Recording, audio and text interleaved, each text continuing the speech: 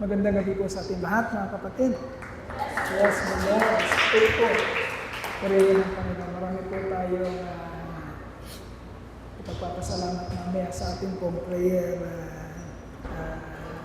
mga requests, and then answered prayers po para po sa ating pong mga prayer items. So tayo po yung magpapatuloy sa ating pong theology study at dadako na po tayo mga kapatid sa pangatlo nating pag-aaral patungkol sa 5 points of Calvinism or TULIP. Tapos na tayo sa total depravity.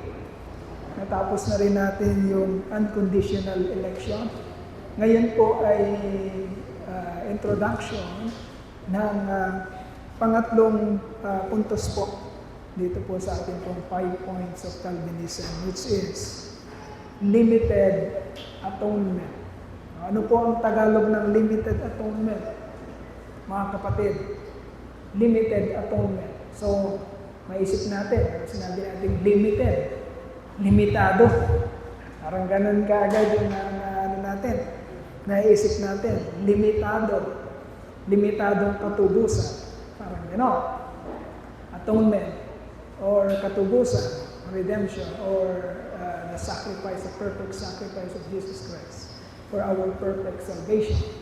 So, hindi po natin gagamitin yung salitang limitado. Medyo negative ang impact niya. Hindi po gano'n ang description ng ibig sabihin ng limited atonement. So, Tagalog po ito, mga kapatid, ay tinatawag na nakatakdang katubusan. Okay? Nakatakdang katubusan. Ibig sabihin mga kapatid, nung nagplano ang Diyos para sa kaligtasan, itinakda niya kung sino-sino yung tatanggap ng kaligtasan na yon. Nakatakdang kaligtasan. Hindi ito parang limited edition. Kung sino yung unang kumuha, limitado lang to.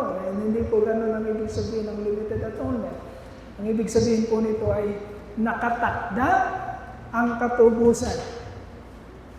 Ibig sabihin mga kapatid, ang ating Diyos, hindi siya nagpaplano nang hindi niya magagampanan o magagawa kung ano ang kanyang pinagplanuhan. Makinig po tayong mabuti. Ang ating Diyos ay perpektong Diyos. Kailanman hindi siya nagkakaroon ng sablay. Okay? Pag nag-exam siya, 100% palagi. Okay? Pag nagplano siya, yung execution ng kanyang plano ay perpekto. Our God is the God of perfection. So, nung pinagplanuhan niya ang kaligtasan, mga kapatid, hindi magkakaroon ng sablay ang kanyang pagpaplano.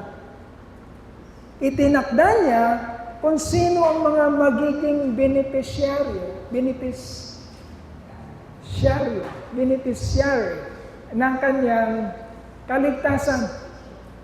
At walang mawawala sa kanila sa lahat ng hinirang o tinakda o pinili ng Panginoon para tumanggap ng kaligtasan. Okay? Yun po ang ibig sabihin ng limited atonement. Nakatakdang katubusan. Ano po yung atonement? Mga kapatid, ang atonement, ang interpretasyon niya, mababasa natin. Although hindi ko na isulat dito yung verse. Mababasa natin yung mga kapatid sa Hebrew chapter 10, verse 14. Pakisulat niyo na lang. Ang interpretation po ng atonement, mga kapatid, ay mababasa natin biblically or sa verses sa Bible. Sa Hebrew chapter 10, verse 14.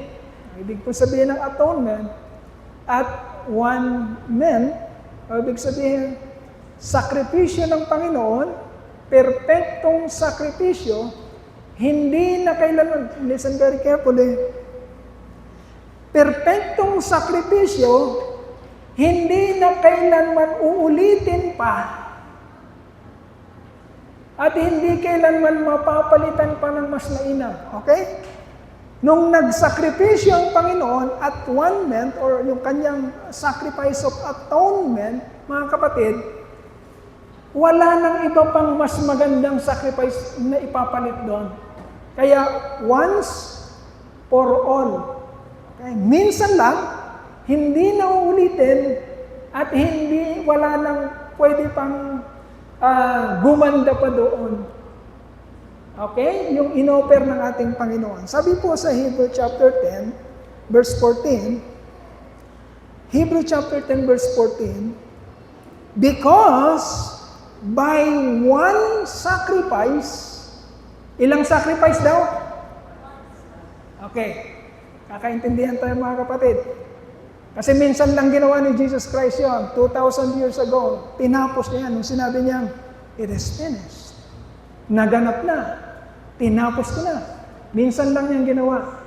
Kaya sabi dito, because by one sacrifice, He has made perfect forever. Okay? Those who are being made holy. Okay. Ito yung plano ng Diyos. Sa isang sakripisyo, ang kamatayan ng kanyang anak, ginawa niyang perpekto habang panahon. Ang lahat ng mga itinakda niya para sa kaligtasan. Okay? Ganon kasigurado ang kaligtasan mo, kapatid.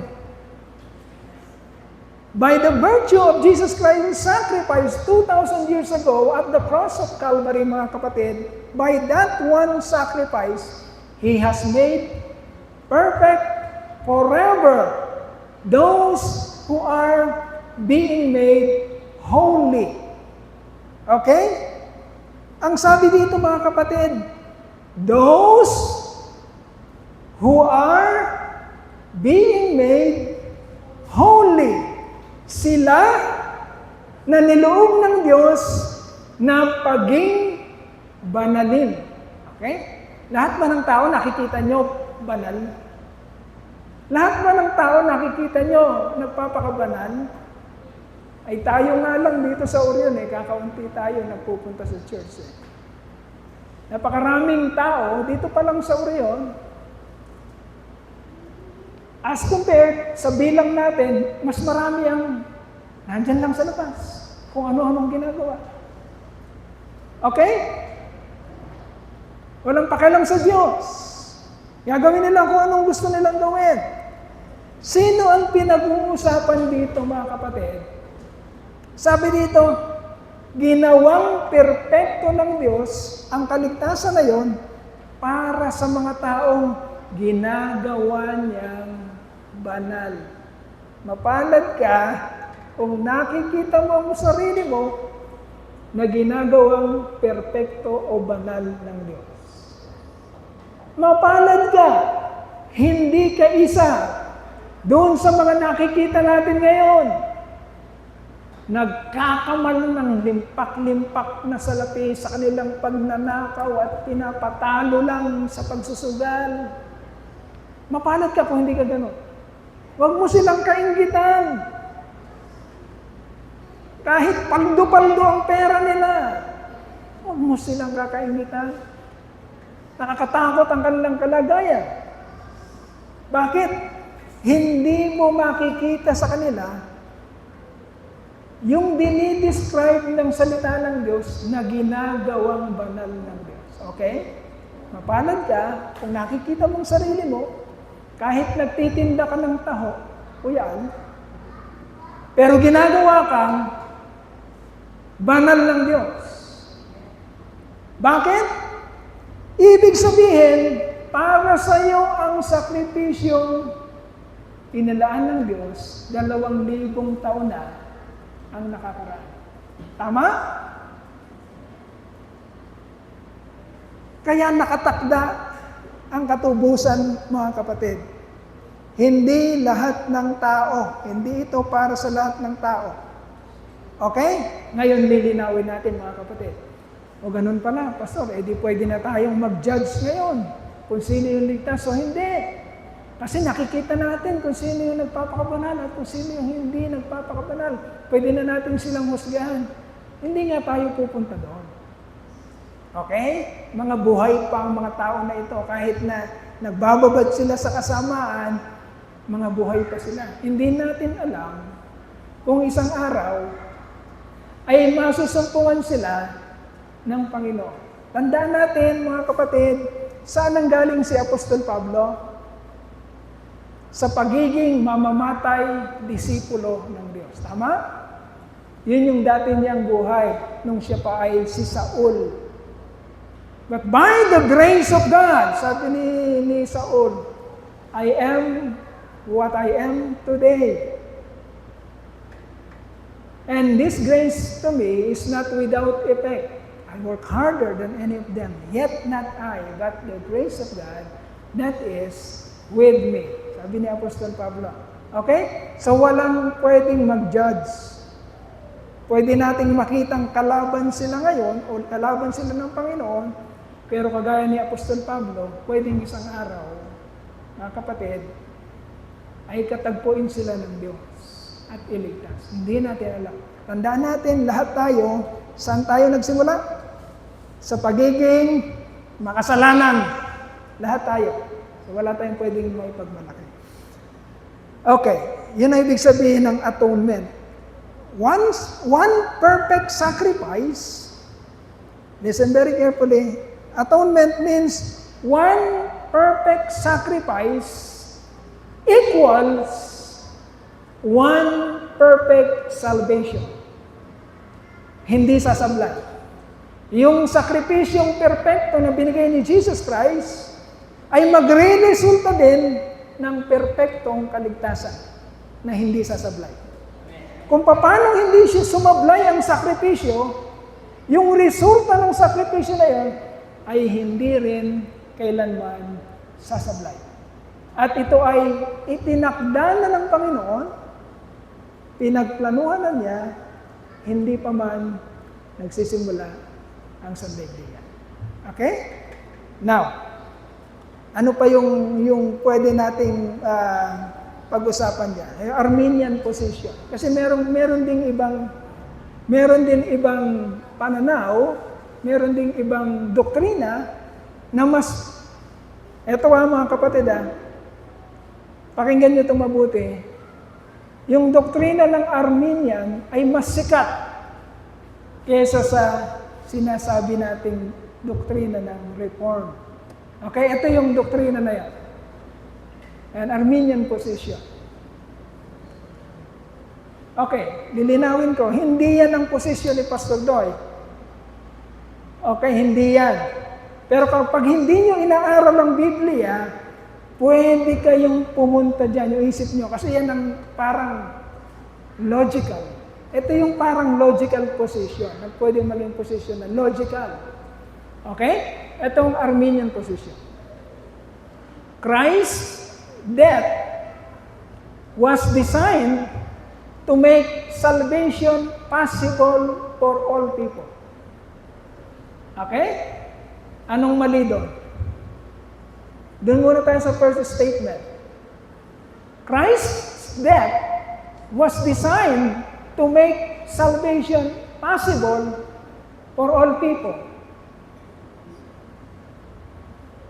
Anong mali daw? Okay, patuloy tayo. And then, statement number 2. Christ's death made salvation possible for everyone, but it did not actually secure or guarantee the salvation to anyone.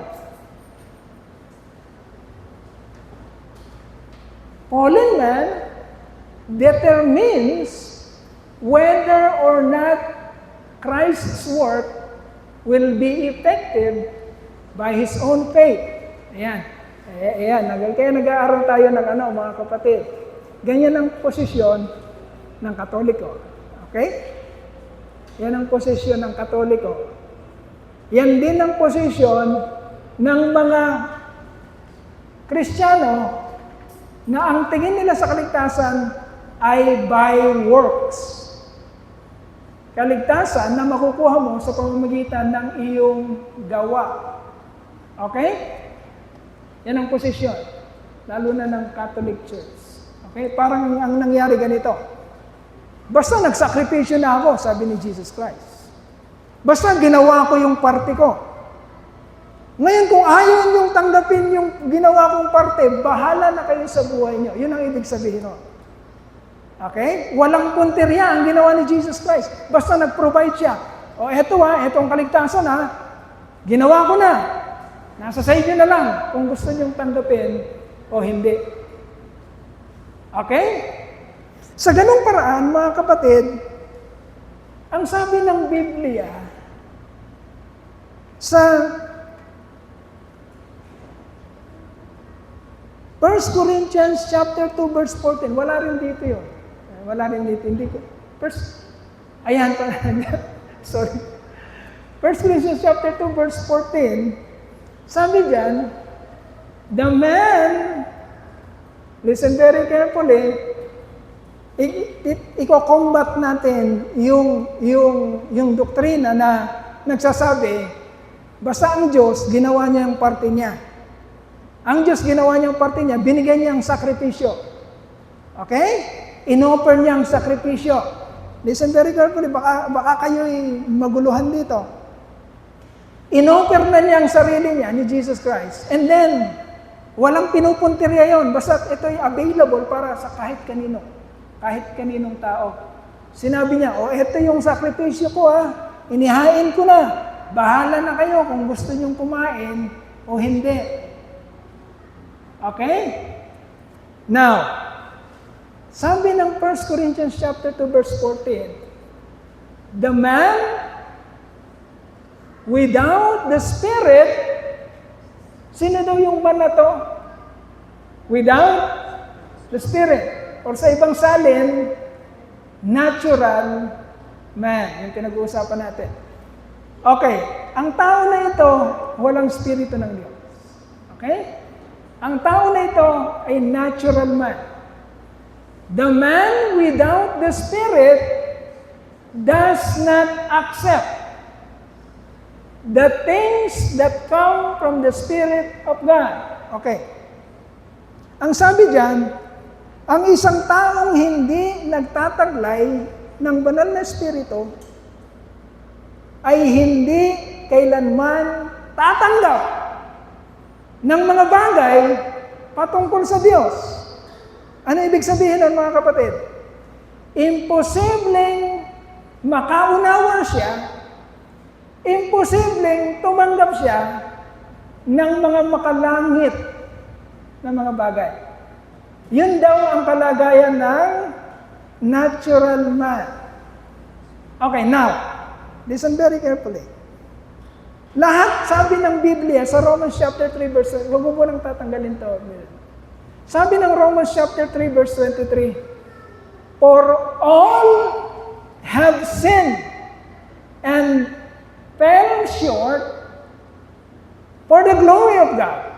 Ang lahat nga ay nagkasala at walang sino man nakaabot sa kaluwalhatian ng Diyos. Yun lahat ng kalagayan natin.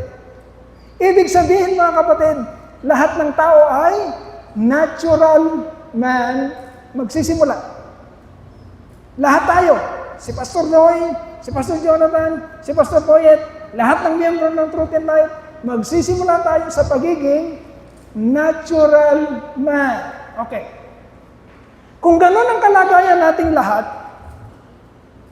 at hindi tayo bibigyan ng Panginoon ng kanyang grasya, hindi niya bubuhayin yung Espiritu sa atin, at hindi niya ipapadala sa atin ang banal na Espiritu, ano daw ang magiging kalagayan natin?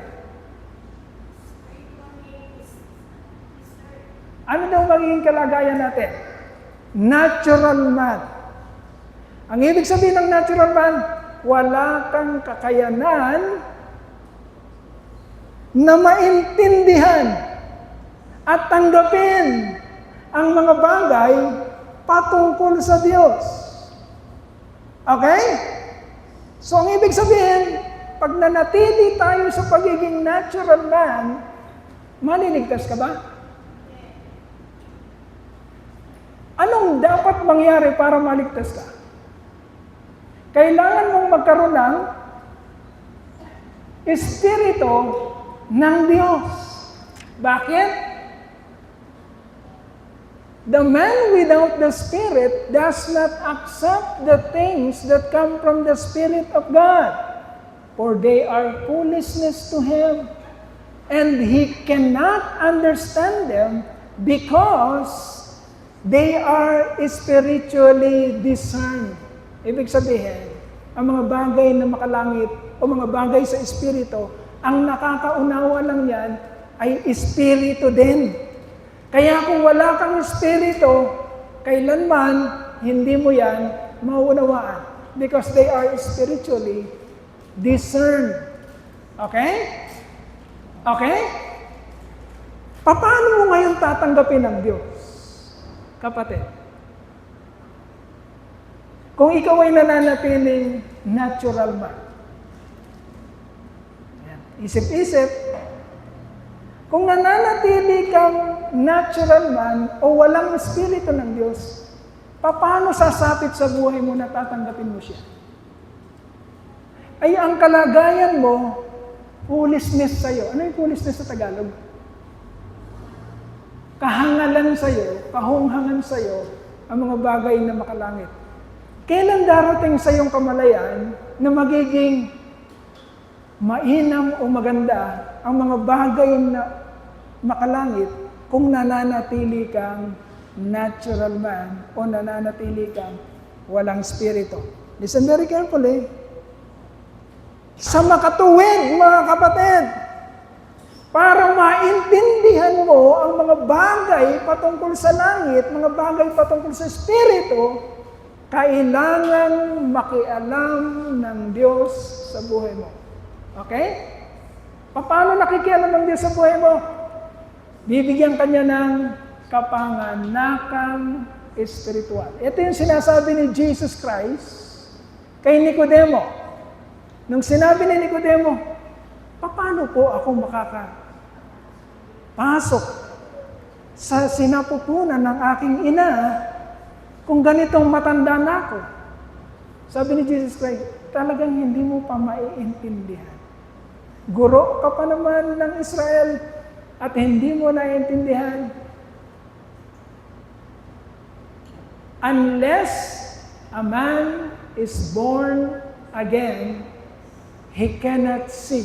Sabi ni Jesus Christ, malibang ipagkaloob ko sa iyo o ipanganak sa iyo ang Espiritu, hindi mo maiintindihan. Okay? Ngayon sabi ni Nicodemo, paano ko ipapanganak na muli? Ang ginawang illustration ni Jesus Christ ay ang nangyayari sa isang hangin. Okay? Sa hangin. Sabi ni Jesus Christ, ang hangin, hindi mo mahuhulaan kung kailan siya iihip. Kung saan siya pupunta, kung saan siya dadako, kung saan niya gustong maglamierda. Hindi mo kayang utusan ang hangin. Ano ibig sabihin ng mga kapatid? Ang Holy Spirit o ang Espiritu ng Diyos, kung paano siya nagtatrabaho, ay hindi sa kontrol ng tao. Tama?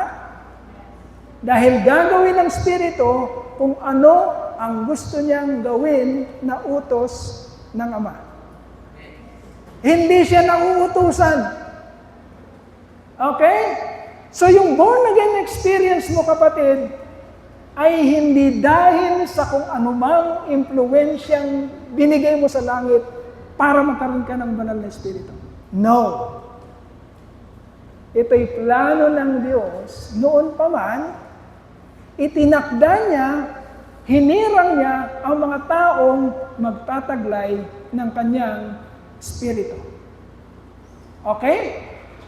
Itinakda niya ang mga taong maliligtas. At ang mga taong maliligtas na ito, mga kapatid, ay ginagawa niyang banal. Okay? Yan ang resulta. Yun ang isang, yun ang kinokombat natin dito sa Arminian position. Because in Arminian position, mga kapatid, balik mo sa Arminian position. Because in Arminian position, mga kapatid, sabi diyan, fallen man determines whether or not Christ's work will be effective by his own faith. Sino daw nagdi-determine ng kanyang kaligtasan based on Arminian position? Sino daw? Tao o Diyos? Ayan. Meron ba akong mahaba-habang ano dito? Sino daw ang nagdidikta? Tao. Kasi sabi dito, fallen man determines. Sino daw ang nagdi-determine ng salvation diyan? Yung fallen man. Kaya lang, sinabi ng Biblia, imposible kasi yun. Okay? Kasi hindi niya maiintindihan ang mga bagay sa langit at hindi niya i-accept ang mga bagay sa langit.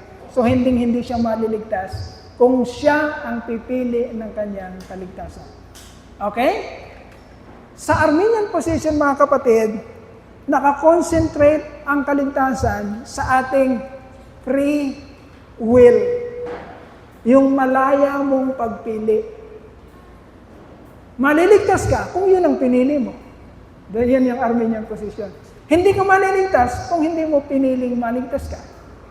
Yan yung Arminian position. Okay? Pero pinag-aralan natin sa ating pag-aaral din, ang mga nakakaraang pag-aaral natin.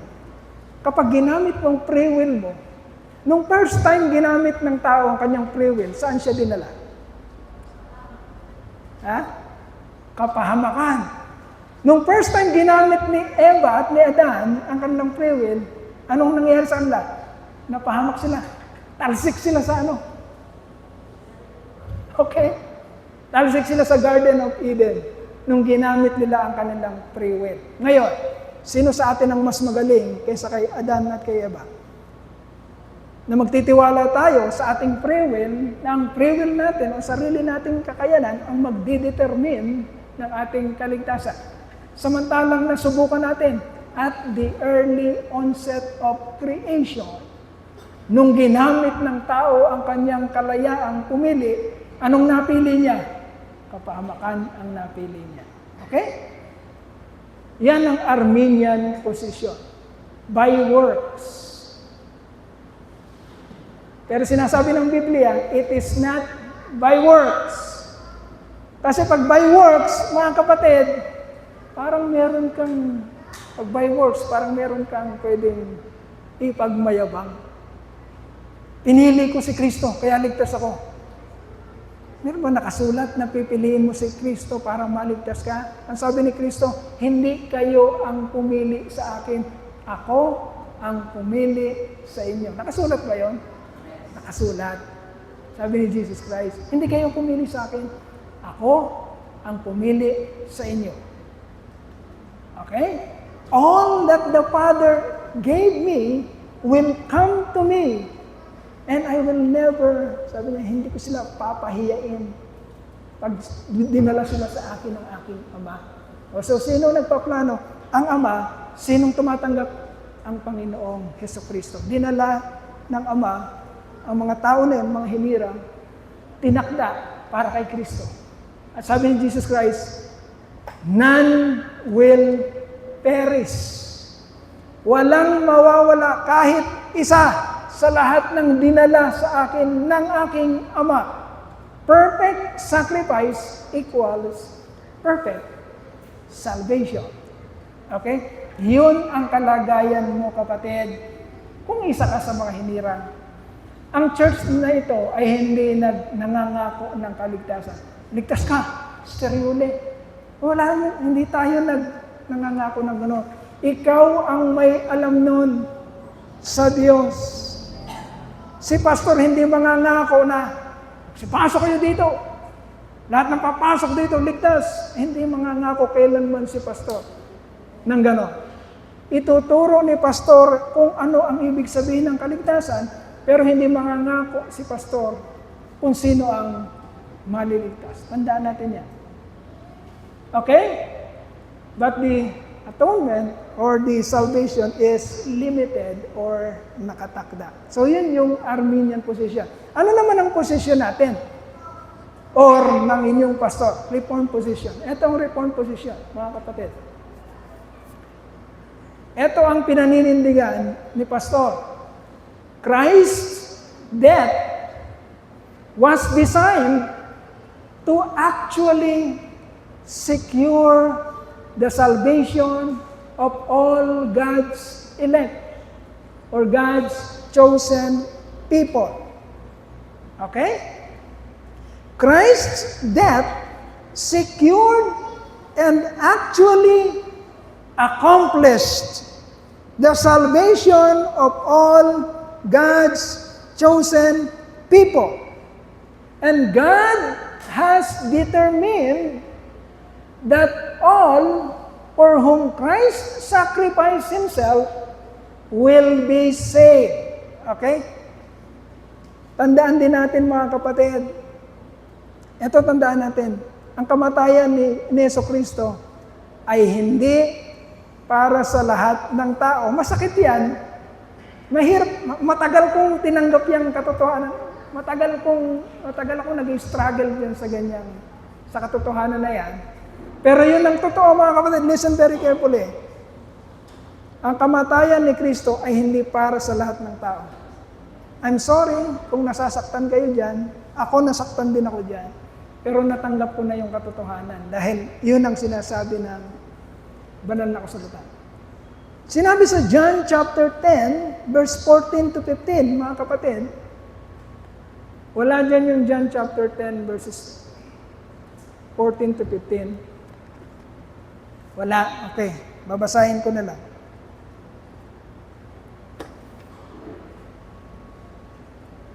John chapter 10, verses 14 to 15. Okay. Ang kinukumpirma natin dito, mga kapatid, dito sa verse na ito, ang kamatayan ba ni Jesus Christ? Listen very carefully. Ang buhay ba niya ay para kanino? Ang kamatayan ba niya ay para kanino niya inalay? Yan ang kinukumpirma natin sa verse na to. Sabi sa John chapter 10, verses 14 to 15, ganito po ang nakasaad. I am the good shepherd. Sino daw si Jesus Christ? Good shepherd. O ano daw ginagawa ng good shepherd? I am the good shepherd. I know my sheep. And my sheep know me. Okay. Sabi ni Jesus Christ, ako ang mabuting pastol. Kilala ko ang aking mga tupa at ang mga tupay nakikilala ako. Meron ba siyang pinapatungkol ng particular na mga grupo ng tao dito? Meron. Hindi niya sinasabing, kilala ko ang buong mundo at ang buong mundo ay nakikilala ako. Hindi niya sinabing ganon. Okay, nagkakaintindihan tayo. Ang sinabi ni Jesus Christ, may pinatutungkulan siyang grupo ng tao. Sabi niya dito, I am the good shepherd. I know my sheep, and my sheep know me.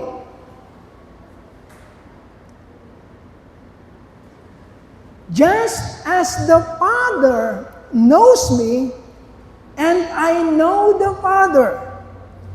And I lay down my life for the sheep. Okay. Kanina daw niya binigay ang kanyang buhay? Kanina daw? Sa mga tupa. Sinabi ba niya dito, I lay down my life for everyone, for the whole world. Sinabi ba niya? Hindi. Kanina niya binigay ang kanyang buhay? Sa mga tupa. Now, mga kapatid, di ba sabihin, kapos yung kapangyarihan ni Jesus Christ? Ibang sabihin, kapos yung kanyang sakripisyo, hindi kayang iligtas lahat. No. While the sacrifice of Jesus Christ is sufficient, ibig sabihin, Kahit na merong tao sa Mars, sa Venus, kung saan man, sa buong universo, kahit na lahat ng tao doon, the sacrifice of Jesus Christ, the atonement is an overpayment. Okay? Kumbaga, ang utang lang is 1,000,000, ang binayad ni Jesus Christ, and this is understatement, ang binayad ni Jesus Christ is, anong kayang imagine nating bilang? Trillions. Okay? Ang utang lang natin is 1,000,000, ang binayad ni Jesus Christ is trillions. Hindi na kayang bilangin. So His sacrifice is an overpayment. While the sacrifice is sufficient, it will be effective and efficient only to His sheep. Okay? Nagkakaintindihan tayo? Hindi kapos ang kapangyarihan ng Diyos. Pero magiging epektibo lang to para sa kanyang mga tupa. Kaya sinabi niya, I lay down my life for my sheep. Listen very carefully, mga kapatid. Para hindi kayo madadaya na parang minsan humuhulang pus tayo sa sovereignty of God eh. Tandaan natin, ang lahat ng ito ay sa soberenya ng Diyos, sa pangunguna ng Diyos. Minsan nagsasarili tayo eh. Pag kinakapos tayo dito, theology, pag kinakapos tayo magbasa, pumupunta tayo dun sa sa by works. Nagpapagalingan tayo eh. Nagyayabangan tayo, napukumpare tayo eh. Pag ginagawa mo na yon, pumupunta ka na sa by works. Tandaan nyo, mga kapatid, pag nagsisimula ka ng, teka, ako na lang lagi pumupunta ka na sa by works. Teka, bakit siya walang ginagawa? Bakit panay na akong gano'n? Teka, mas magaling naman ako. Bakit lagi siya yung tumatayo? Mas magaling na.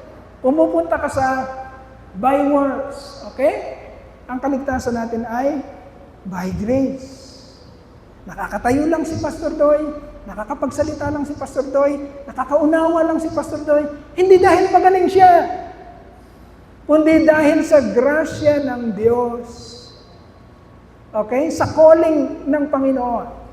When God called you, God also will sustain you. Okay?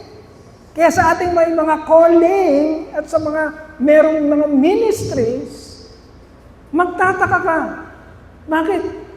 Tumatanda ka na pero hindi ka nangangawit dun sa calling mo sa ministry mo. Kahit paulit-ulit mo itong ginagawa, hindi ka nangangawit. Kasi nga, God is sustaining you. Okay? Ang gumagawa nun ay yung grasya ng Diyos. Yun ang sinabi ni Apostol Pablo. Yet not I, but the grace of God, that was with me. I work harder, sabi ni Apostol Pablo. Nagtrabaho ko ng higit, pero hindi ako yun, sabi ni Apostol Pablo. It is the grace of God that was with me. Okay, so, kumpirmado mga kapatid, ang kamatayan ni Jesus Christ, nung sinabi niya, tapos na! Naganap na! It is finished! Tetelestai! Nung sinabi ni Jesus Christ yun, mga kapatid, tinapos na niya, ibinigay na niya ang perpektong sakripisyo na kakailanganin sa perpektong kaligtasan ng kanyang mga hinirang. Dapat nagbubunyi ka. Kapag pinaunawa sa iyo ng Diyos ang kaligtasan mo, at kung gaano ka-secured. Ano yung secured sa Tagalog? Gaano kasigurado yung kaligtasan na yon? Kung naiintindihan mo yon, magbubunyi ka. Because you have the peace of God. May kapayapaan ka na. At yung kapayapaan na yon, mga kapatid, kung nasumpungan ka na ng kapayapaan na yon, kung nasa iyo na yung kapayapaan na yon, Hindi mo bibitawan yon. I'm telling you the truth. Hindi mo na ito pagpapalit sa DPWH. Sa mga bilyon-bilyon. Kung nasumpungan ka na. Kaya tayo nagpe-pray. Dahil meron tayong mga kasamahan. Mga sikat na kasamahan natin sa relihiyon, sa sirkulo ng Kristyanismo, na lumulutan ang pangalan sa mga ganitong karumaldumal na krimen, karumaldumal na anong tawag dyan? Paglustay ng pera. Sana wag. Sana naman hindi totoo ang mga bintang. Kasi kung totoo ang mga bintang, mga kapatid, sa ating hanay, masisira na naman. Or, nakakalungkot na parang sino pang paniniwalaan ng mga tao? Kung yung mga nagsasabing Kristiyano ay matatagpuang merong mga karumaldumal na gano'n. Kaya tayo nagpe-pray, sana naman hindi totoo yung mga bintang-bintang sa mga mainstream Philippine Circle of Christians. Okay, so yon. And then, reform position. Reform position. Balik mo muna sa reform position. Yan. God has determined. Doon sa Arminian position, sino nag-determine ng salvation? Yung tao. Dito sa reform position, God has determined. Determined what? That all for whom Christ sacrificed Himself will be saved. Ganon kasigurado ang kaligtasan mo, kapatid. Huwag mong bibitawan yon. Yun yung kaligayahan mo. Kahit na naghihirap ang katawan mo, kahit na may sakit ka, kahit na naghihirap ang kalagayan mo sa buhay, kapatid, yun ang kapayapaan mo, yun ang kaligayahan mo na magdadala sa iyo patungo sa dulo ng iyong buhay. Okay? Yun yung taglay-taglay ng mga nauna sa atin, taglay-taglay na kagaya ni Esteban, pinagbababato siya. Tama sa ulo, tama sa katawan, sambulat ang dugo. Pero anong nakita sa kanya? Nakangiti dahil meron siyang labis na kapayapaan. The peace that transcends all understanding.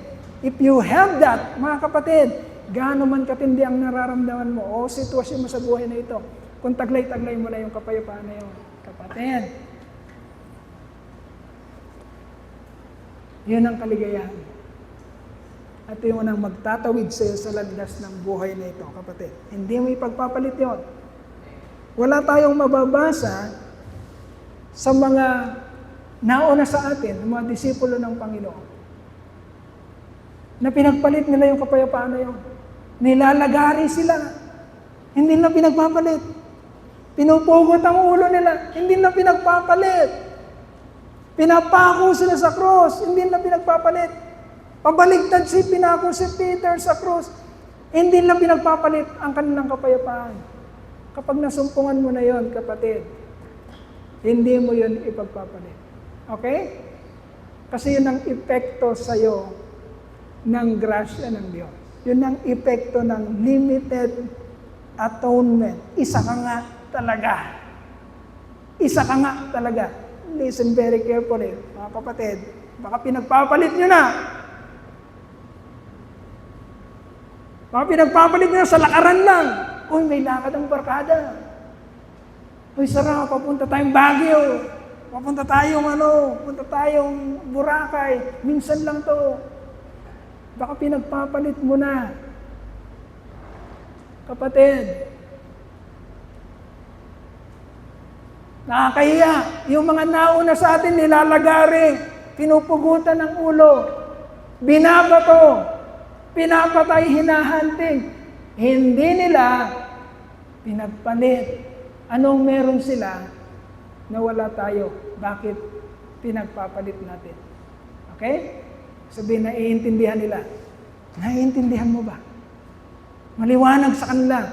Maliwanag ba sa'yo? Okay? Limited atonement. And then, truth number 1.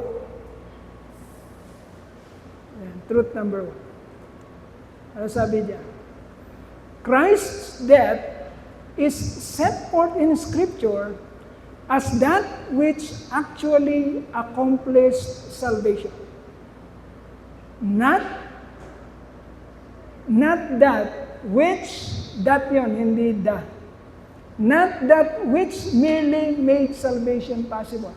Okay, sa Tagalog, ganito yan mga kapatid. Ganito sa Tagalog. Okay, listen very carefully. Ang sinasabi ng banal na kasulatan, okay? Ang kamatayan ni Jesucristo ay ginawang sigurado. Okay? Ginawang accomplish o tapos na o ganap na. Perpekto na.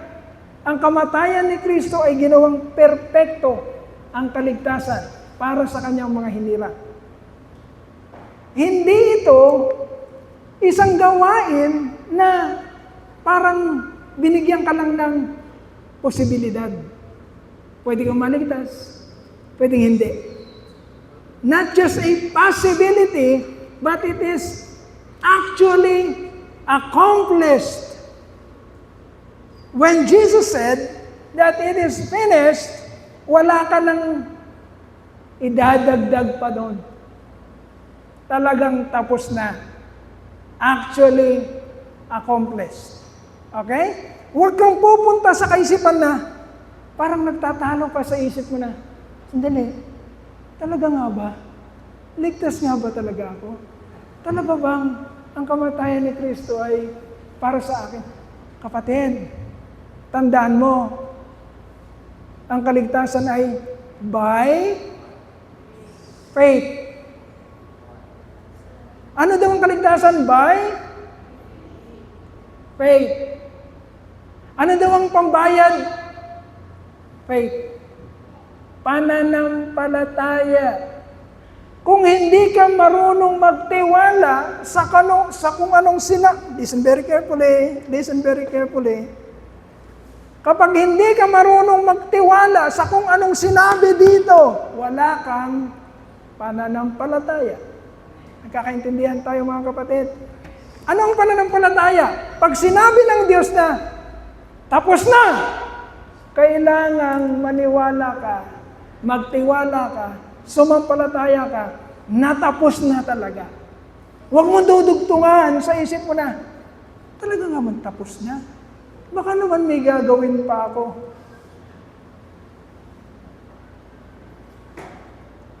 Kapatid, wala kang ang pambayad.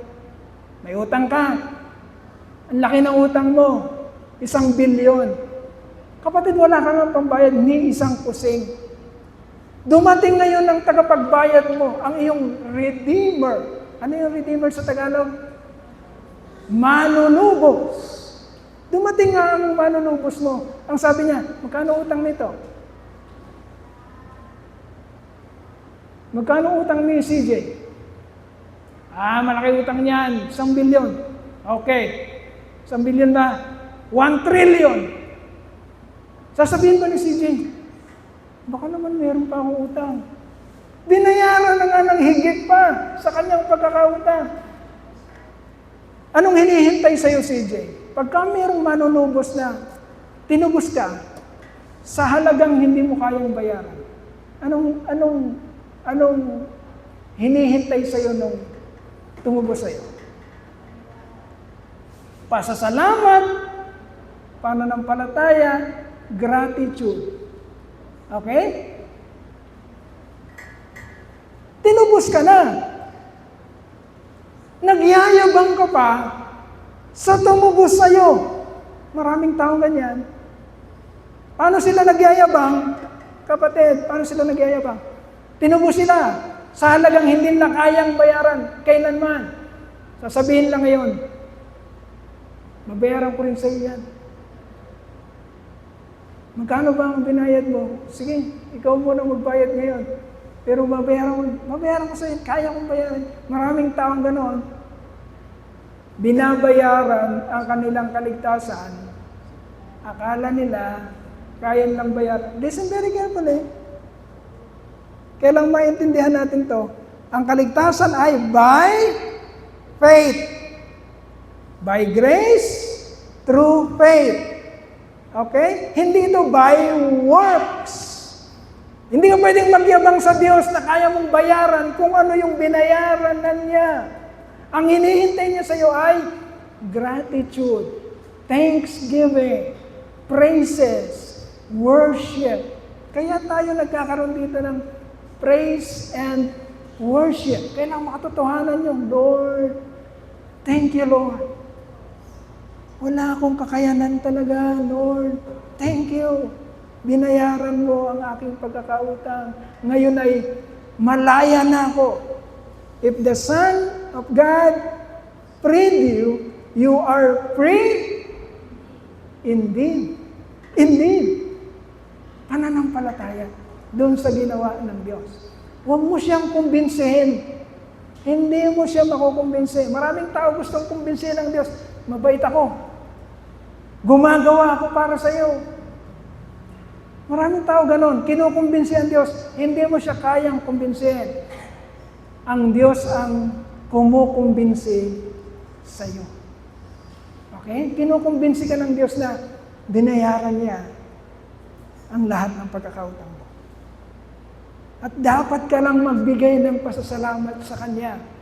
Dahil siya'y karapat dapat talaga ng lahat ng papuri at pagsamba. Sapagkat ginawa niya ang isang bagay na imposibleng maganap sa iyo. Yun lang hinihintay niya. I desire mercy, not sacrifice, sabi ng Panginoon. Hindi ko kailangan. Tupa, kambing, baka, iniaalay mo sa akin. Kanino ba galing lahat ng yan? Okay? Kanino lahat galing ang mga bagay na iniaalay natin sa Diyos? Kanino galing? Sa Diyos din, di ba? Binibigay mo yung mga bagay sa Kanya, tapos ipagmamayabang mo na, binigyan kita, Lord. Naglagay ako doon sa tingin ko, pinakamalaki yung nilagay ko doon, Lord. Kapatid, kanino galing lahat ng iyon? Sa Kanya rin. Wala kang naibibigay sa Diyos. Pati buhay mo. Pati ang paglilingkod mo. Pati ang talino mo. Pati ang lakas mo. Lahat-lahat sa iyo. Wala kang naibibigay sa Kanya. Kaya ang hinihintay niya ay papuri, pasasalamat, thanksgiving, gratitude, worship. Yun ang mga hinihintay ng Diyos. Hindi yung niyayabangan natin siya. O, napunta na tayo. Okay. Napunta na tayo. Okay. Yan. So, kuha tayo ng isang verse.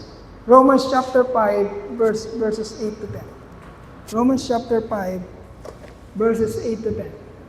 Yan. But God demonstrates His own love for us in this. While we were still sinners, Christ died for us. Okay. Sabi ng Romans chapter 5 verse 8. Ganito ipinakita ng Diyos ang ibig sabihin ng pag-ibig. Listen very carefully. Huwag muna kayong tumingin doon. Dito muna. Ganito pinakita ng Diyos ano ibig sabihin ng pag-ibig. Ano daw ang pag-ibig? Nung makasalanan ka pa, nung lumalaban ka pa sa Diyos, nung wala kang interes sa Diyos, nung wala kang pakialam sa Kanya, nung minumura mo siya, while we were still sinners, Christ died for us. Namatay siya para sa iyo na wala ka pang ibinibigay sa Kanya. Hindi ganun ang tao. Hindi tayo ganon. Ano sa atin? Para magtiwala ako sa iyo, down payment ka muna. Para tanggapin kitang kaibigan, kailangan pakitang kilos ka muna sa akin. Bago kita paano sa trabaho, kailangan makita ko muna ang kapasidad mo. Ganon tayo, sigurista tayo. Ang Panginoon, habang nilalabanan natin siya, namatay na siya para sa atin. Okay? He died for us. Hindi siya namatay dahil nakita niya na total, mabait naman si Tina. Sumusunod naman si Tina. Baka pwedeng mamatay na ako para sa kanya. Hindi ganon. Ang sabi dito, nilalabanan mo siya. Ano ibig sabihin nilalabanan? Nagkakasala ka. While we are still sinners, Christ died for us. Yun yung pag-ibig na totoo. Tayo iba yung pag-ibig natin. Ang pag-ibig natin is kailangan reciprocated. Kailangan kung anong binigay ko, makakuha ako ng mas malaki. Bibigay ako ganito, kukuha ko ng ganyan. Ganon tayo, yun ang pag-ibig natin. Ganon katindi ang tao. Ang Diyos hindi. While we were still sinners, Christ died for us. Since we have now been justified by His blood, how much more shall we be saved from God's wrath through Him? Okay? Pinapakita dito mga kapatid, kasi marami sa isip natin na ang hirap natin kumbinsihin. Parang, talaga nga ba? Ligtas na nga ba talaga ako? Ano bang mga katotohanan ang kailangan maintindihan ko? Parang matanggap ko ng buong-buo na ligtas ako.